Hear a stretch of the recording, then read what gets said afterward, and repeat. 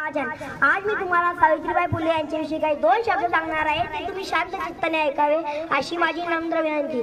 महाराष्ट्राच्या दिव्य ज्योती ओवाळू त्यांना आरती, महाराष्ट्राच्या दिव्य ज्योती ओवाळू त्यांना आरती। नमन आहे सावित्री, आज आहे त्यांची जयंती। ज्ञानबंदीच्या साखळदंडाने जेरबंद झालेल्या ज्ञान सर्वजनाची पहाट प्रदान करणाऱ्या ज्ञानज्योती म्हणजे सावित्रीबाई। देशातील समस्त स्त्रियांना शिक्षणाचा तिसरा डोळा प्रदान करणाऱ्या ज्ञानज्योती म्हणजे सावित्रीबाई। धर्माच्या नावाखाली स्त्रियांचे भावविश्व नाकारणाऱ्या व्यवस्थापित बुलंद आवाज म्हणजे सावित्रीबाई। आज 3 जानेवारी म्हणजे सावित्रीबाई फुले यांची जयंती। स्त्री शिक्षणाचा रचला तुम्ही पाया, स्त्री शिक्षणाचा रचला तुम्ही पाया, शब्द या अपुरी पडली तुमची गुण गाया। विद्वानार्थांच्या बल्ल्या तुम्ही आई, विद्वानार्थांच्या बल्ल्या तुम्ही आई। त्रिवार वंदन करतो तुम्हाला सावित्रीबाई।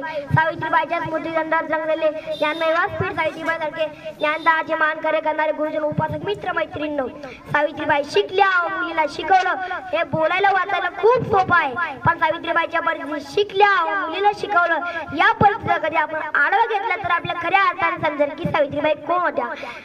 त्या काळात मुली जन्माने येणं सुद्धा पाप मानलं जात होतं।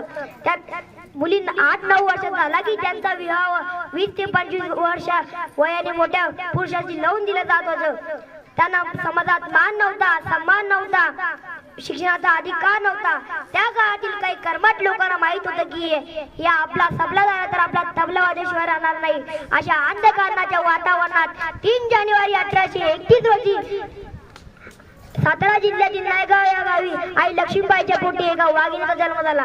त्या वाघिणीचे नाव म्हणजे सावित्रीबाई फुले होय। शेवटी जाता जाता मी एवढेच सांगेन, शेवटी जाता जाता मी एवढेच सांगेन, सावित्री तुझा घेऊन वसा गाठते उंच शिखरे, सावित्री तुझा घेऊन वसा गाठते उंच शिखरे, तोडून परंपरेचा पिंजरा आज मुक्त झाली पाखरे। एवढे बोलून मी माझ्या भाषणाला पूर्ण विराम देतो। जय क्रांती, जय ज्योती।